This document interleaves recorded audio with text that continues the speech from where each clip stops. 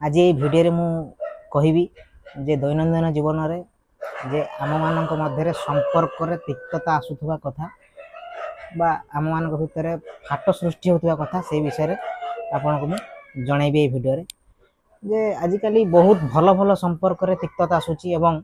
भल भल संपर्क रे फाट सृष्टि होची यार कारण कौन जे प्रकृत रहस्य कौन जे समस्ते कहउचंती जे मो पाखरे समय नहीं प्रकृत रे कौन है सत्य जे आमे बिजी शेड्यूल रे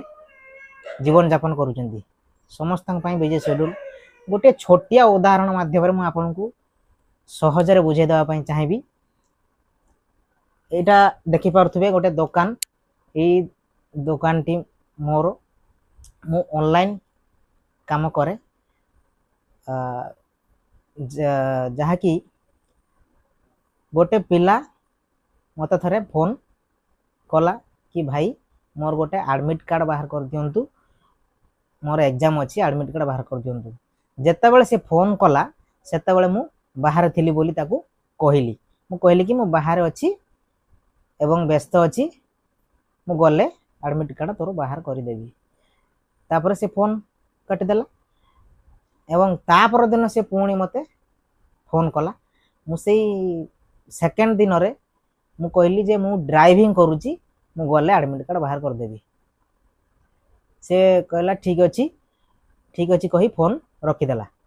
एवं तृतीय दिन से पुणी फोन कला जे कहला कि भाई मोर एडमिट कार्ड बाहर कर दियंतु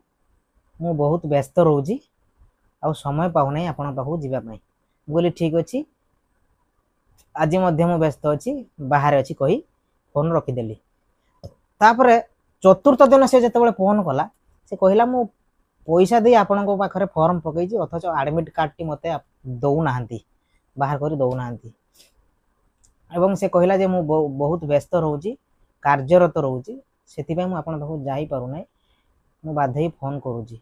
मु सेतेबेले रागिली नाही मु से अपर पक्षरे पिलाटी को बुझेली जे प्रत्येक टी काम बाई फोन कॉल रे हेई परियो नाही मु प्रथम करी एहा कहली जे जेतेबेले तमे मते फोन करूच मु से समय व्यस्त रोजी तेबे कौन करा जाई पारिबो मु एहा कही पिलाटी को एहा बुझेली जे फिजिकल हवा पाई चेष्टा कर प्रत्येक टी कार्य को गुरुत्वपूर्ण बोली भाव आ संपूर्ण काम को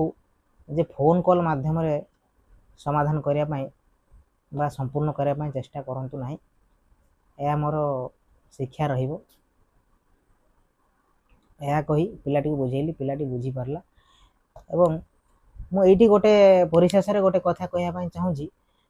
जे सदा सर्वदा कथाटी को खोली करी कहतु जमीती कि व्यस्त अच्छी गोटे दिन पिलाटी मत गोटे दिन फोन कला सेकेंड दिन फोन कला थर्ड दिन फोन कला मु बारंबार कही चलची जे आज बाहर अच्छी आज ड्राइविंग करुच्ची आज व्यस्त अच्छी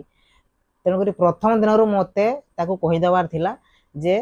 पाखक आस पाखक न आसिले बाहर करी हेबो नाही कथाटी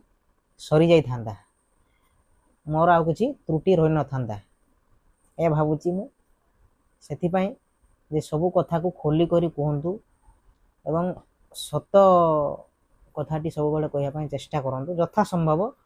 फिजिकल हवा पाई चेष्टा करंतु एहा द्वारा संपर्क दृढ़ हेबो एवं विश्वास बढ़िबो तिक्तता आसीबो नाही संपर्क रे तिक्तता सृष्टि हेबो नाही। जय जगन्नाथ फ्रेंड्स एई कथाटी यदि भलो लागि थाए निश्चित भाव कमेंट करंतु एवं